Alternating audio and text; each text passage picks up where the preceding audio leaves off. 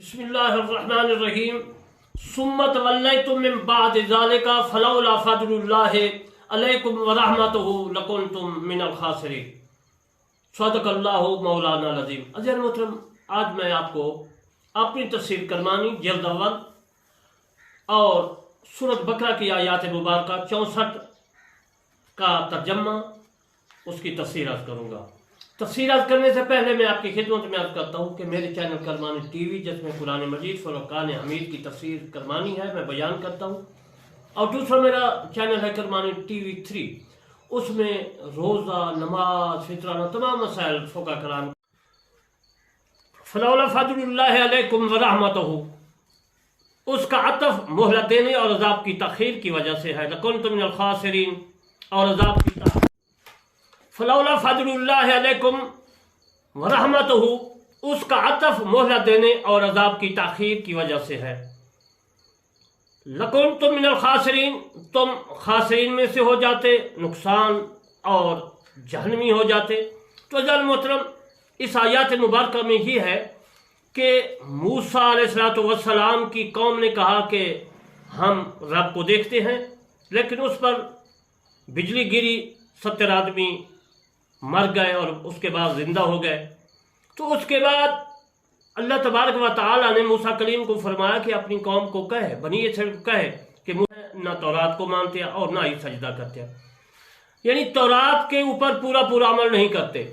तो अल्लाह तबारक व तआला ने तूर पहाड़ को या कोई और पहाड़ उन बनी इसराइल को ऊपर जो है खड़ा कर दिया, और खड़ा करने के बाद फिर फरमाया कि अगर उन्होंने इन बनी इसराइल ने सजदा ना किया तो मैं इनके सरों के ऊपर पहाड़ को गिरा दूंगा और ये मर जाएंगे।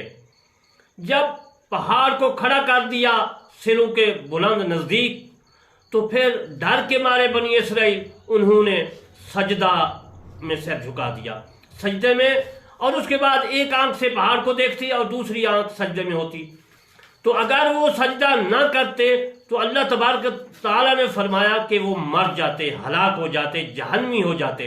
तो इसलिए इस आयत में मुबारका में फरमाया जा रहा है कि फलौला फ़ज़लुल्लाहि अलैकुम व तआला की रहमत न होती, इनाम इकराम न होता, तो फिर क्या होते? लकुंतुम मिनल खासिरीन, मर जाते, खसारा में हो जाते, जहन्नमी हो जाते। अज़ीज़ इस आयत मुबारका में अल्लाह तबारक व तआला ने, जो मैं अपनी तफसीर करमानी लिख रहा हूँ जिल्द अव्वल से आयत मुबारका 64, उसमें मैं ये अर्ज कर रहा हूँ कि खासिरीन, तुम खासिरीन में से हो जाते, खसारा पाने वालों में हो जाते। ये तो तुम पर अल्लाह ताला का फजल हुआ कि तुमने तौबा की, तुम्हारे ऊपर से वो पहाड़ तूर या दूसरा पहाड़ को हटा दिया गया। अगर तुम तौबा न करते तो फिर तुम पर पहाड़ गिरता, तुम मर जाते। खासिरीन, खुसरान जो है दरअसल रासुल माल के चले जाने को कहते हैं। यहाँ इस पर हलाकत नफ्स मुराद है। तो अल्लाह तबारक व तआला जो है अपने रसूल, अपने महबूब सल्लल्लाहु अलैहि वसल्लम की जो है कि कुरान मजीद और अहकाम आहिस्ता आहिस्ता नाजिल हुए। लौह तकदीर से कुरान मजीद पहले आसमान पर एक वक्त नाजिल हुआ, और पहले आसमान से रसूलुल्लाह सल्लल्लाहु अलैहि वसल्लम तक जो है आहिस्ता आहिस्ता कुरान मजीद नाजिल होता रहा। और गारे हिरा में इक़रा बिस्मि रब्बिकल्लज़ी खलक़ आयत मुबारका पहली नाजिल हुई। आहिस्ता आहिस्ता अहकाम, आहिस्ता आहिस्ता नमाज, रोज़े, ज़कात, आहिस्ता आहिस्ता। लेकिन बनी इसराइल पर बवक्त कहतूर से तौरात नाजिल हुई, तो उनके लिए बड़ा जो है वज़न बन गया कि वो पूरे अहकाम को जो है उस पर अमल नहीं कर सकते थे, इसलिए उन्होंने इन्हराफ किया। तो अज़ीज़ मोहतरम, अल्लाह ताला का हम पर बड़ा इनाम और बड़ा ही अल्लाह तबारक व तआला का रसूलुल्लाह सल्लल्लाहु अलैहि वसल्लम की उम्मत पर करम है, नेमत है। तो बनी इसराइल पर ये शाह गुजरा और मुनहरिफ हो गए कि कोई उन पर तौरात अज़ाब इलाही देकर कबूल किया। अल्लाह ताला ने इस आयत मुबारका में 4 चीज़ों का हुक्म फरमाया, जो मैं आपकी खिदमत में अर्ज करता हूँ। 4 चीज़ें कौन सी थी? वो 4 चीज़, एक थी हिफ्ज़ुल अहकाम, यानी कि अहकाम पर हिफाजत करना। दूसरा था उन पर अमल करना और उन पर पूरा अमल करना, ये नहीं एक चीज़ को छोड़ देना, दूसरी चीज़ को जो है अपना लेना, ये नहीं था। तीसरा था उनको फरामोश न करना, यानी پیٹھ پیچھے نہیں جو ہے ڈال دینا، یعنی یہ نہیں کہ ان سے منہ موڑ لینا، انحراف کر لینا، ان کو نہ ماننا۔ چوتھا ہے انہیں ضائع نہ کرنا۔ ضائع کرنے سے مراد یہ ہے کہ تورات کو رکھ دیا یا قرآن مجید کو کسی جگہ رکھ دیا، کوئی کتاب اللہ کی اس کو رکھ دیا تو وہ تو ضائع ہو جائے گی، ان پر عمل نہ کیا۔ زیاد بن عبید نے فرمایا کہ رسول اللہ صلی اللہ علیہ وآلہ وسلم کے سامنے کسی بات کا ذکر ہوا تو آپ صلی اللہ علیہ وآلہ وسلم نے کہ جب کہ علم اٹھ جائے گا۔ میں نے عرض کیا یا رسول اللہ صلی اللہ علیہ وآلہ وسلم علم کیسے اٹھ جائے گا جب کہ ہم قرآن پڑھتے ہیں، صبح و شام تلاوت کرتے ہیں اور نمازوں میں قرآن مجید پڑھتے ہیں اور اپنی اولاد کو پڑھاتے ہیں اور وہ اپنی اولاد کو پڑھائیں گے، یعنی اسی طرح قیامت تک سلسلہ چلتا رہے گا۔